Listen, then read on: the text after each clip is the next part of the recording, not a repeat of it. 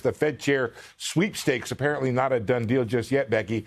The president confirming last night on Air Force One that he and Treasury Secretary Scott Bessent will begin a series of interviews today with candidates to replace Fed Chair Jay Powell.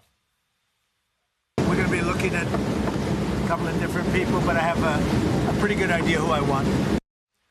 The interviews will begin with former Fed Governor Kevin Warsh, according to two sources. They come despite comments from the president last week that he knew he was going to pick, and he said it again this time, along with overwhelming pricing in betting markets that is going to be NEC Director Kevin Hassett. Those odds are off just a little bit this morning.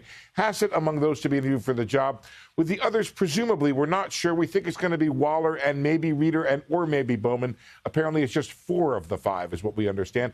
The interviews come after the choice of Hassett received some criticism out there, including from some leading bond investors. The CNBC Fed Survey finding that 84% of respondents thought the president would choose Hassett, but only 11% believe the president should choose him. Among respondents, Waller was the favorite, followed by Warsh. Warsh, reached by CNBC, declined to comment. The Fed survey found concern that Hassett would be more dovish than Powell, quicker to cut rates amid job market weakness, and slower to raise them amid an inflation threat, along with concern about him being less independent.